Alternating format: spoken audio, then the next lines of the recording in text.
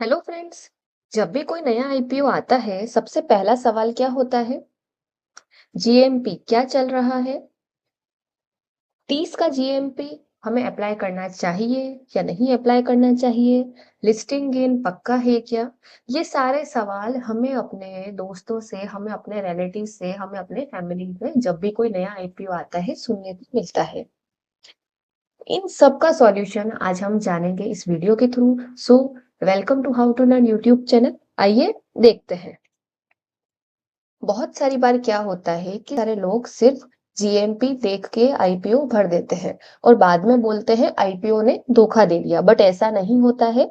आज की वीडियो में हम क्लियर करेंगे जीएमपी क्या होता है, ये काम कैसे करता है, क्या जीएमपी सच में काम करता है या सिर्फ हाइप है, और एक स्मार्ट इन्वेस्टर को आईपीओ में क्या क्या देखना चाहिए। वीडियो के एंड तक बने रहिएगा। आईपीओ डिसीजन लेने का नजरिया ही आपका बदल जाएगा। सो देखते हैं जीएमपी सबसे पहले होता क्या है।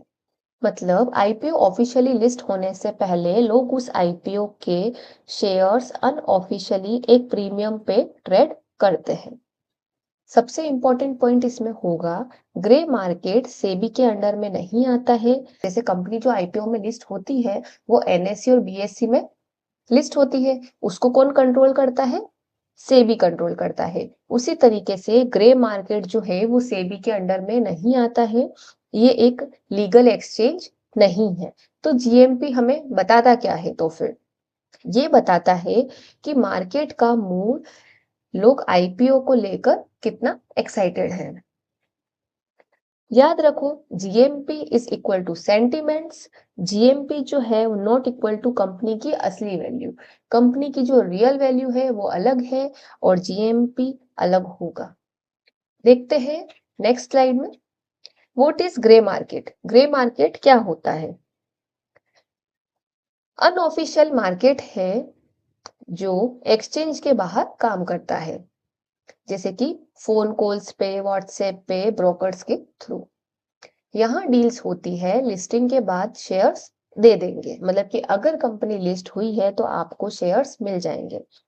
इसमें सब कुछ जो है वो ट्रस्ट पे चलता है और वर्बल कमिटमेंट पे चलता है। इसका ऑफिशियली कहीं भी लिखा हुआ या कहीं भी कंट्रोल ऑफिशियली इसका नहीं होता है। यहाँ पर प्राइजेस जो है वो रोज चेंज होते रहते हैं। डिमांड कभी बढ़ती है तो जीएमपी ऊपर जाता है, डिमांड कभी कम होती है तो जीएमपी नीचे जाता है। इसीलिए ये थोड़ा रिस्की होता है। अब देखते हैं जीएमपी को कैलकुलेट कैसे करते हैं। कैलकुलेशन बहुत ही सिंपल है। जीएमपी का फॉर्मूला होता है grey market price minus IPO issue price.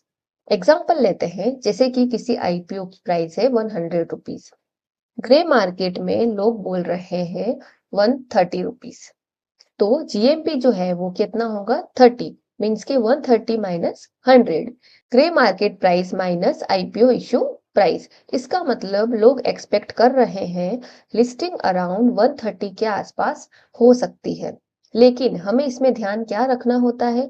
Expectation कभी भी हमें गारंटी रिजल्ट नहीं देगा। हो सकता है कि हमने एक्सपेक्ट किया था 130, बट हमें 130 पे जो हम एक्सपेक्ट 130 कर रहे थे, पर वो आगे जाके 130 नहीं होके 120 या 100 भी हो सकता है। सो इन्वेस्टर जो है वो जीएमपी को ट्रैक क्यों करते हैं? इसमें हमें ध्यान रखना है कि हम जो एक्सपेक्ट कर रहे हैं उसकी गारंटी नहीं होगी। आइए देखते हैं कि इन्वेस्टर को जीएमपी को ट्रैक क्यों करना पड़ता है। आखिर लोग जीएमपी को देखते क्यों हैं? सबसे फर्स्ट रीजन इसमें होता है लिस्टिंग गेन्स का आइडिया लगाने के लिए।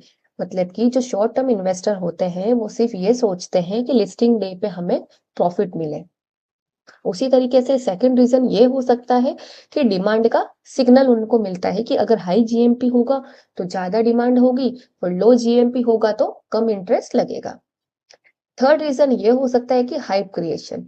जब भी किसी कंपनी का नया आईपीओ आने वाला होता है तो बहुत सारे मार्केट में बस क्रिएट हो जाते हैं। उस वजह से लोग ट्विटर पे, यूट्यूब पे, टेलीग्राम पे, हर जगह कोई ना कोई हाइप फैला देते हैं। उससे क्या होता है कि किसी ने बोला है कि भाई 50 जीएमपी चल रहा है तो तुम भी इस आईपीओ में इन्वेस्ट कर देना, बट रियल में ऐसा नहीं होता है और इससे लोग अट्रैक्ट हो जाते हैं। तो हमें इसलिए जीएमपी को कैलकुलेट करना चाहिए। क्या जीएमपी सच में काम करता है या नहीं, आइए देखते हैं। इसका जवाब होगा कभी हाँ और कभी नहीं, क्योंकि जीएमपी जो है वो कब काम करता है, जब मार्केट स्टेबल होगा, जब आईपीओ फंडामेंटली स्ट्रांग हो, जब ओवरऑल सेंटीमेंट पॉजिटिव हो।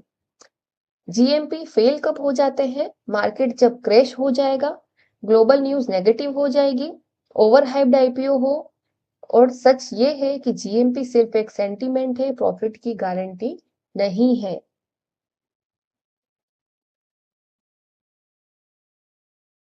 आइए देखते हैं जीएमपी कब मिसलीड हमें करता है। यहाँ सबसे ज्यादा लोग गलती यही करते हैं। सबसे वन है मैनिपुलेशन। ग्रे मार्केट में प्राइस आर्टिफिशियली बढ़ाया जा सकता है। रिस्क टू यह रहता है रिटेल इन्वेस्टर ट्रैप, मतलब कि रिटेल इन्वेस्टर सोचता है high GMP is equal to safe IPO, पर रियलिटी में high GMP is not equal to good company. Risk three ये होता है मार्केट क्रैश। अगर लिस्टिंग के दिन मार्केट ही गिर गया तो जीएमपी का कोई मतलब नहीं बचता है। तो फिर सवाल यह आता है कि इन्वेस्टर को फोकस किस पे करना चाहिए। तो फिर आईपीओ एनालिसिस कैसे करें, इन स्मार्ट इन्वेस्टर्स क्या क्या देखना होना चाहिए। कंपनी का business model, revenue and profit growth कितनी है कंपनी की, वैल्यूएशन जो है वो महंगा है या सस्ता है, लॉन्ग टर्म ग्रोथ जो है वो कितनी पोटेंशियल है, और जीएमपी लास्ट में देखो एज अ सपोर्टिंग इंडिकेटर।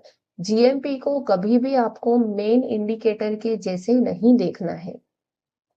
अगर आपने मेन इंडिकेटर से जीएमपी को देख के आईपीओ भर दिया तो हो सकता है उसमें आपका लॉस हो सकता है, और आपको जीएमपी से विश्वास उड़ जाएगा कि हमने तो जीएमपी को देखा था बट फिर भी हमें इसमें नुकसान हो गया है। आज की वीडियो का कंक्लूजन क्या है, जीएमपी जो है वो मार्केट का मूड मीटर है, मतलब कि जीएमपी से हमें पता चलता है मार्केट ऊपर है मार्केट नीचे है। शॉर्ट टर्म लिस्टिंग गेन का रफ आइडिया हमें मिल जाता है। लॉन्ग टर्म इन्वेस्टमेंट के लिए अनरिलायबल है, शॉर्ट टर्म के लिए फिर भी ठीक है।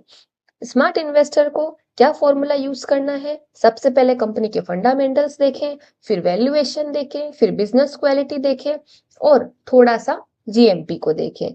अगर आप आईपीओ को समझ के अप्लाई करोगे तो कभी भी रिग्रेट कम और कॉन्फिडेंस ज्यादा होगा। अगर वीडियो हेल्पफुल लगी हो तो लाइक शेयर एंड सब्सक्राइब जरूर करना, और कमेंट में लिखना आप आईपीओ में जीएमपी देखते हो या फंडामेंटल देखते हो, और आप अगर आईपीओ में या शेयर मार्केट में इन्वेस्ट करते हैं, अपने फाइनेंशियल एडवाइजर से सलाह लेकर ही इन्वेस्ट करते हैं या फिर टिप्स पे भरोसा करते हैं। आपको कभी भी टिप्स पर भरोसा नहीं करना है, और अपने फाइनेंशियल एडवाइजर से एडवाइस लेकर ही आप एक को इन्वेस्ट करना है। So thank you for watching this video, like share and subscribe.